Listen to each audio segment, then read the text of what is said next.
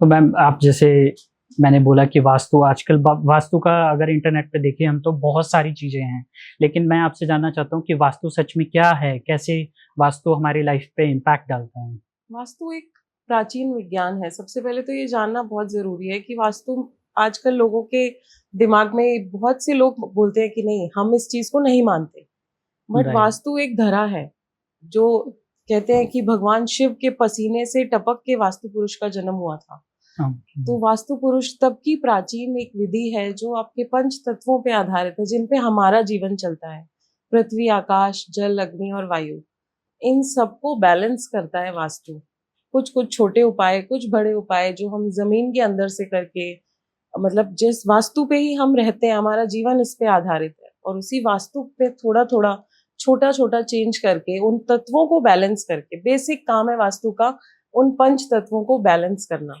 जब आप वास्तु के उपायों से उन तत्वों को बैलेंस करते हैं, तब आपकी जीवन में खुशहाली, तरक्की, सारी चीज़ों की आपको अपने जीवन से बीमारियाँ भी जाती हैं, आपको ग्रोथ भी मिलती है, आपको विज़न क्लियर होता है कि हमारी लाइफ़ का पर्पस क्या है। अभी जैसे वास्तु का अभी बहुत सारे एस्ट्रोलॉजर और वास्तु एक्सपर्ट ये बोलते हैं कि जैसे एक चाइनीज़ वास्तु भी है जिसको हम फेंग शुई बोलते हैं या फिर बहुत सारी आर्ट्स वगैरह भी आती है। तो ये जो चाइनीज़ वास्तु है फेंग शुई या फिर जो फेंग शुई हमारा एक डिफरेंट चीज़ है। फेंग शुई यिन यांग पे डिपेंड करता है, प्रॉपर एक चाइनीज़ आर्ट है।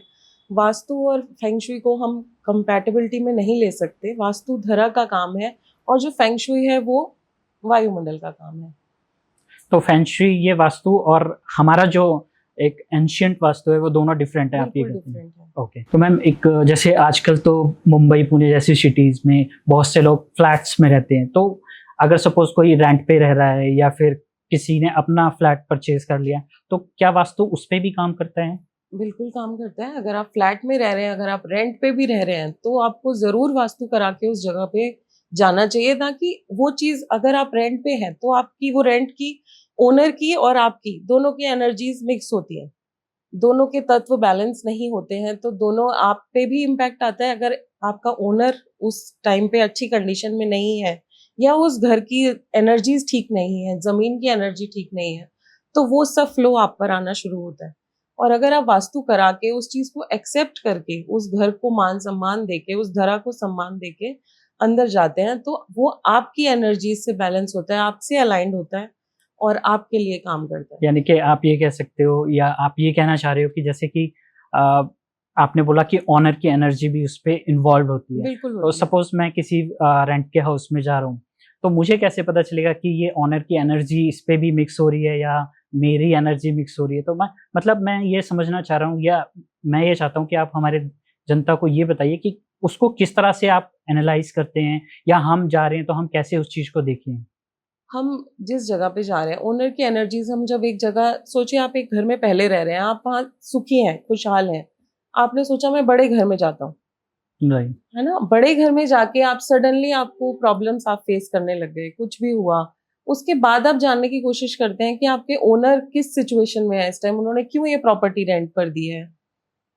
उनकी राइट। मेंटल सिचुएशन क्या है, और वो इस टाइम पे ये रेंट उनके किस पर्पस के लिए जा रहा है। वो अगेन। सारी चीजें मिक्स एंड मैच होके, प्रॉपर अलाइनमेंट की जरूरत वहीं पर वास्तु काम करता है। जब आप वास्तु करके, अगर आप रेंट के घर में, ठीक है, जमीन के अंदर आप तोड़ फोड़ के साथ काम नहीं कर सकते, बट बिल्कुल। कुछ उपाय अपने अपने लिए, अपने जीवन के लिए, जो वास्तु के ऊपरी उपाय होते हैं, वो आप सब करके जाएंगे। जैसे नॉर्थ का अलाइनमेंट आपने करा, नॉर्थ की सपोज दिशा से हमें रोशनी चाहिए ही चाहिए, हमें वहां से सनलाइट चाहिए, और वहां पे सनलाइट ही नहीं राइट। है ना? तो वो ओनर पे भी उसी चीज का इम्बैलेंस है कि वो फंसा हुआ है, और आप भी वहीं जाके उसी सेम सिचुएशन में आ जाएंगे कि आपकी लाइफ से भी ग्रोथ होनी, और एक फ्लो रुकना शुरू हो जाएगा।